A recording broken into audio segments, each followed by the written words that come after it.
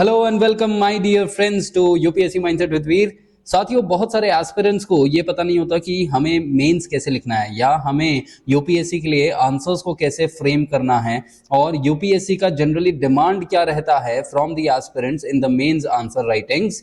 सो यहाँ पर उनका सबसे अच्छा तरीका समझने का कि यूपीएससी का माइंडसेट क्या है, एक्सपेक्टेशन क्या है, तो वो होता है कि हमें पीवाईक्यूज को जानना और पीवाईक्यूज को समझना बहुत जरूरी है, क्योंकि यूपीएससी ने बहुत सारे जो क्वेश्चंस पीवाईक्यूज के अंदर पूछे होते हैं वो कहीं ना कहीं आपको ये बताते हैं कि यूपीएससी एक एस्पिरेंट से क्या अपेक्षाएं रख रहा है और वो क्या चाहता है कि आप क्या लिखें एग्जामिनेशन के अंदर। सो हम इन इनिशिएटिव्स के तहत हम क्या कर रहे हैं कि पीवाईक्यूज के जो सारे सीरीज हैं, जो सारे सेशंस है, that is going to be from 2024 से हम बैकवर्ड्स जाएंगे टिल 2013, ताकि जो फर्स्ट टाइमर एस्पिरेंट्स है ना उनको भी बहुत ज्यादा जो हेल्प है वो मिल जाए कि यूपीएससी असल मायने में आप लोगों से चाहती क्या है कि आप कैसे आंसर लिखें।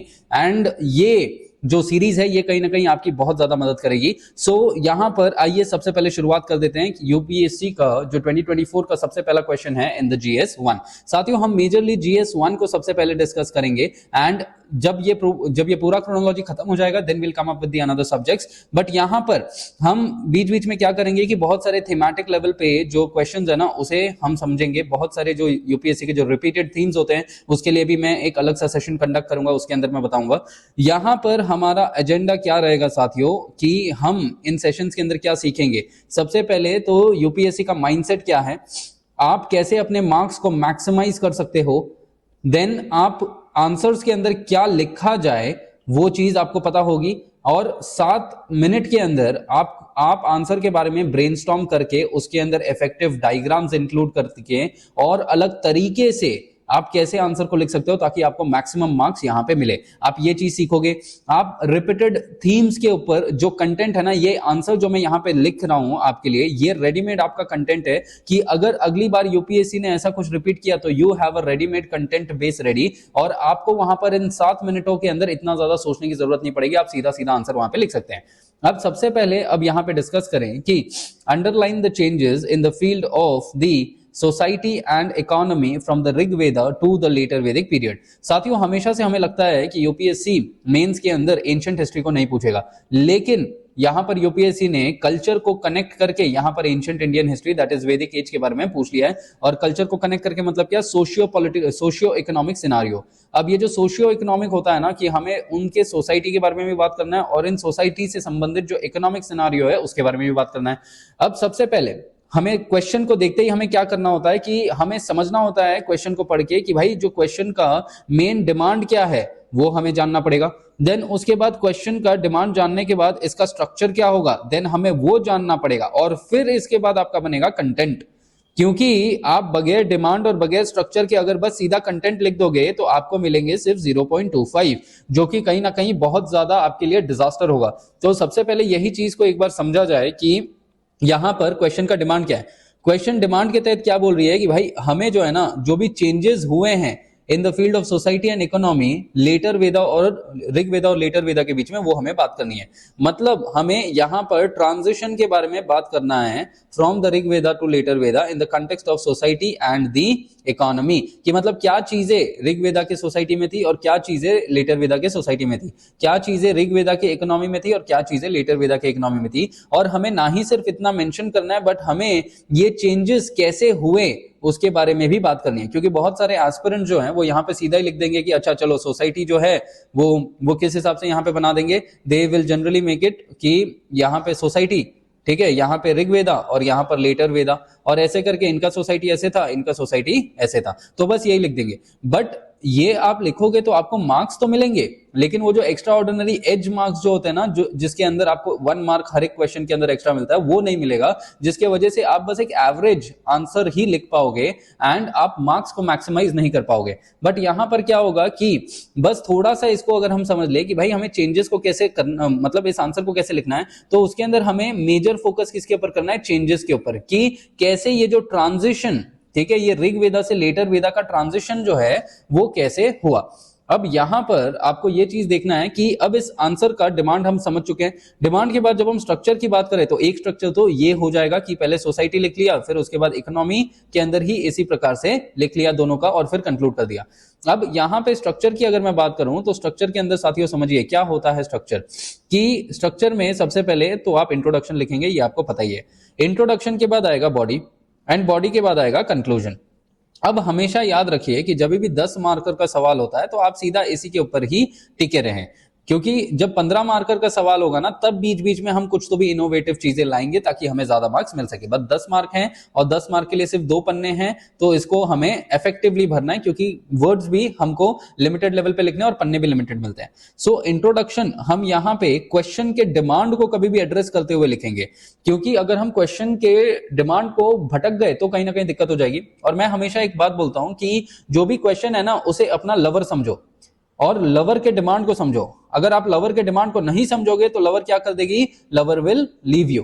सो ये आपकी माशुका है और माशुका की फरमाइशें जो हैं आपको पूरी करनी होती है। अगर आप फरमाइशें पूरी नहीं करोगे तो कहीं ना कहीं एग्जामिनर जो है आपको बहुत कम नंबर देगा, जिसकी वजह से इंटरव्यू लिस्ट के अंदर नाम नहीं आएगा। सो यहां पर इंट्रोडक्शन के अंदर क्या है कि इन्होंने वैदिक एज के बारे में बात करी है, तो हम इंट्रोडक्शन के अंदर नॉर्मल वैदिक एज के बारे में लिख सकते हैं और यहां पे एक छोटा सा हिंट दे सकते हैं कि भाई वैदिक एज जो ऋग्वेदिक एज है इसका टाइम पीरियड, इसका लोकेशन वगैरह ये सब हम लिख देंगे। फिर एक छोटा सा हिंट दे देंगे कि भाई अर्ली वैदिक से या ऋग्वेदिक से लेटर वैदिक के अंदर ट्रांजिशन हुआ गया, तो वो ट्रांजिशन हम अलग अलग चीजों के अंदर देखते हैं। तो बेसिकली आप उस सोसाइटी को है ना आप इलैबोरेट कर दो और इकोनॉमी को इलैबोरेट कर दो इंट्रोडक्शन में।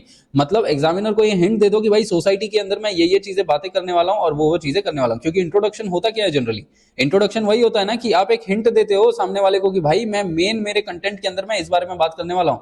कभी भी अगर आप अपने आप को इंट्रोड्यूस करते हो तो अपने बारे में थोड़ा बहुत बताते हो ना, तो उसी हिसाब से आपको यहाँ पे क्वेश्चन के बारे में भी थोड़ा बहुत बताना है कि सोसाइटी और इकोनॉमी के इन पॉइंट्स के ऊपर चेंजेस हमें देखने को मिले, और फिर बॉडी के अंदर हम उन्हीं चेंजेस की बात करेंगे। लेकिन यहां पर साथियों हमेशा इंट्रोडक्शन के बाद हम कुछ ना कुछ इनोवेटिव चीजें करेंगे। That is either it can be a micro diagram और either it can be a flow chart और either it can be a map. इन तीनों में से कुछ ना कुछ करना, ताकि ये आपको क्या करेगा, ये आपको 0.25 से 0.5 का एक एज नंबर दे देगा। सो ये करोगे तो कहीं ना कहीं आंसर आपका बहुत अच्छा हो जाएगा। और ये फर्स्ट टाइमर्स जो है ना, जो अभी भी 2026 में या 2027 में देने वाले हैं, उन्हें भी ये सब चीजें करनी चाहिए। तो यहां पर मैंने एक मॉडल इंट्रोडक्शन लिखा ही हुआ है, आप इसको देख भी सकते हैं कि द वैदिक एज, यहां पे मैंने टाइम लिख दिया, transition from the Rig Vedic to the later Vedic age due to the developments in the socio political and economic scenario. This led to the emergence of complex socio-economic systems in North India that would influence the later times. So मैंने कहीं ना कहीं यहाँ पे क्या किया है कि वैदिक एज के बारे में मैंने बता दिया कि भाई नॉर्थ इंडिया के अंदर कुछ ऐसे चीजें होंगी जिसकी वजह से ये बदलाव देखने को मिलेंगे। आप एक एडिशन क्या कर सकते हो यहाँ पे कि आप सिर्फ ये जो वैदिक एज है, transition from Rig Vedic to later Vedic due to the developments in the socio economic political scenario, and हम चेंजेस किसके अंदर देखते हैं, सोसाइटी के अंदर। दैट इज यहाँ पे आप वुमेन वगैरह लिख देना, वुमेन हो गया, ठीक है, देन फैमिली स्ट्रक्चर हो गया, देन कास्ट हो गया, इन सब के अंदर मतलब वरना हो गया बेसिकली, यहाँ पे आप ये लिख देना। फिर इसके बाद इकोनॉमी के अंदर आप अलग अलग चीजें लिख देना। तो ऐसे करके आपका इंट्रोडक्शन हो जाएगा। इंट्रोडक्शन के बाद क्योंकि एग्जामिनर को सीधा सीधा तो हम बता नहीं सकते कि भाई ये चेंजेस ही हुए, थोड़ा बहुत उसको अदर जिस्ट देना पड़ेगा कि वैदिक एज के अंदर ऋग वैदिक और लेटर वैदिक है, तो थोड़ा एक आइडिया देना पड़ेगा कि भाई यहाँ पे जो पॉलिटिकल लेवल या इकोनॉमिक लेवल या रिलीजियस लेवल के अंदर क्या क्या डिफरेंसेस थे।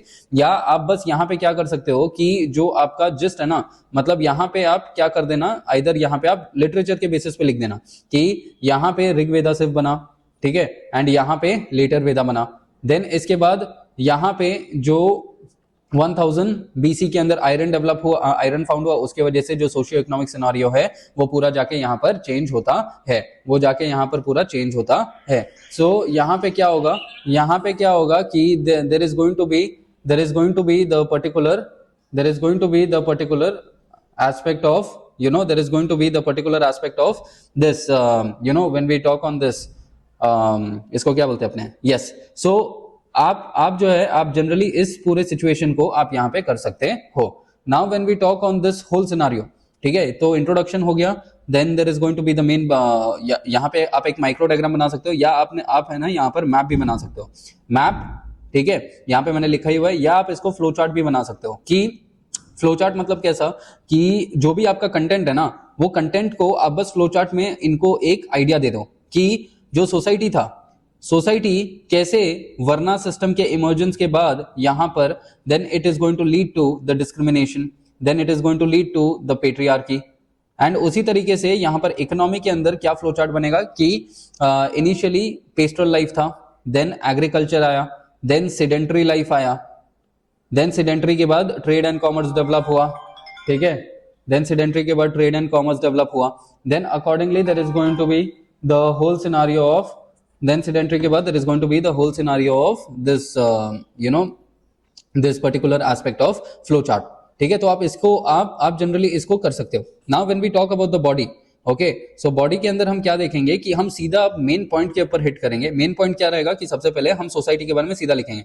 देखिए, कभी भी 10 मार्कर का है तो आप ज्यादा ज्ञान इधर उधर मत करें, क्योंकि आपके पास मिलते हैं सिर्फ 7 मिनट। तो 7 मिनट के अंदर हमें वो प्रिसाइज चीजें भी लिखनी है जो एग्जामिनेशन का डिमांड है। अब वो एग्जामिनेशन का डिमांड क्या है कि जो मेन है सोसाइटी और इसके अंदर चेंजेस क्या देखने को मिले।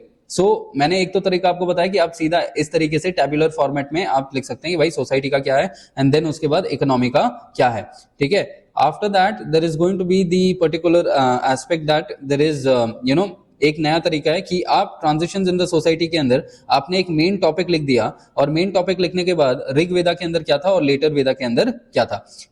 ऋग वेदा के अंदर जब हम वर्ण व्यवस्था की बात करते हैं तो वर्ण जो है उसका system it was on the basis of occupation, मतलब it was not discriminatory. And ये चीज जो है ना, ये आप लिख देना कि ऋग वेदा के अंदर ऐसा लिखा हुआ है कि जो वर्ण व्यवस्था है वो इतना ज्यादा डिस्क्रिमिनेटरी नहीं था, alright. And it was relatively flexible and it was not hereditary, मतलब it was occupation based, आपका जो काम रहेगा उसके बेसिस पे आपका धर्म निर्धारित होगा।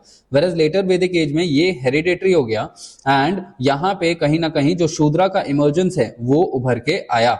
एंड इसके लिए आप लिख सकते हो द पुरुषुक्ता हिम।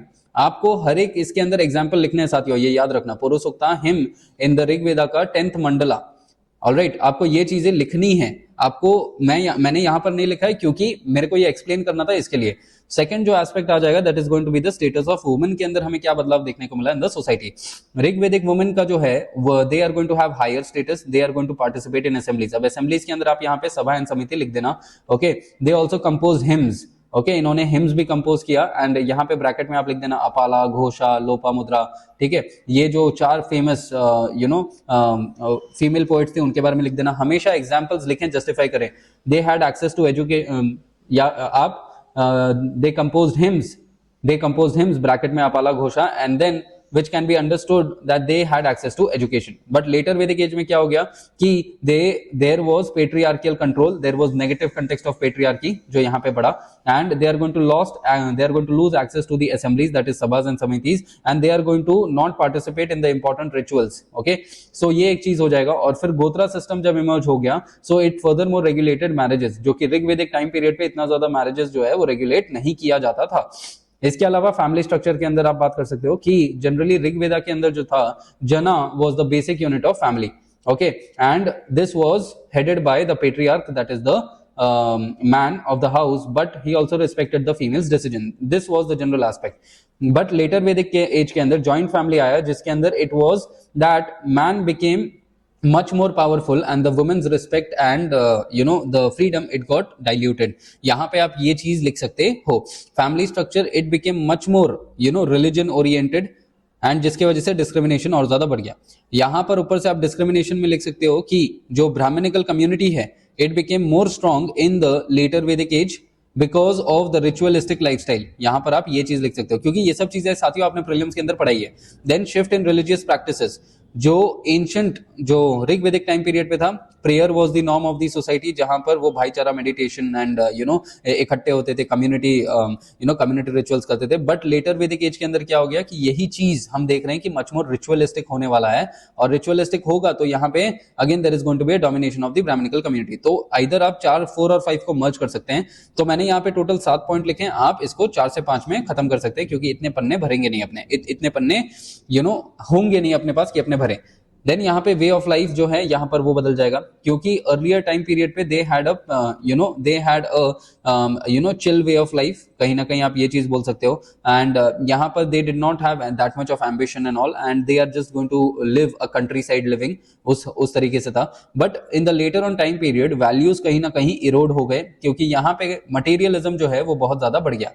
अर्ली वैदिक में इतना ज्यादा मटेरियलिज्म नहीं था, but comparatively materialism in the later Vedic age बहुत ज्यादा बढ़ गया। वेल्थ अक्यूमुलेशन बहुत ज्यादा बढ़ गया, लोगों को जो है खुद का सेल्फिश मोटिव्स जो है वो बहुत ज्यादा दिखने लग गया। Then from a pastoral to a sedentary life ये लोग मूव हुए। उसी हिसाब से इकोनॉमिक लाइफ के अंदर भी बदलाव देखने को मिला, कि इनिशियली एनिमल हस्बेंड्री था, बट लेटर ऑन एग्रीकल्चर के अंदर इनका शिफ्ट हुआ। देन वेल्थ के अंदर ऋग्वेदिक टाइम पीरियड पे cow was the measure of wealth, जितना भी आपके पास काउ है वो आपका मेजर ऑफ वेल्थ रहेगा। लेकिन लेटर ऑन टाइम पीरियड पे land became the measure of wealth.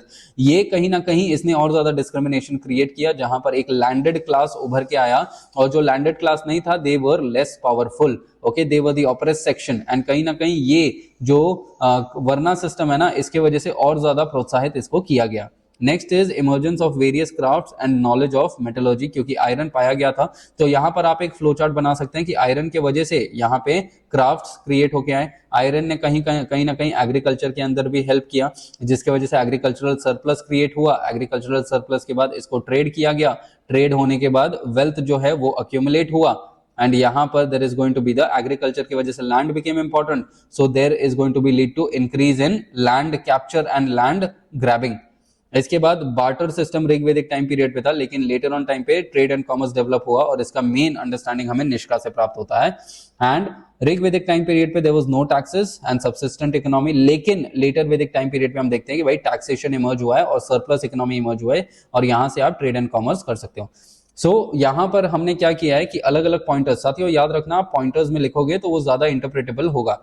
आप पैराग्राफ में भी लिख सकते हो, but generally it is preferred कि आप एग्जामिनर का जो वर्क है उसे ज्यादा टफ ना करें, पॉइंटर्स में लिख के आप उसको इजीली कर सकते हैं।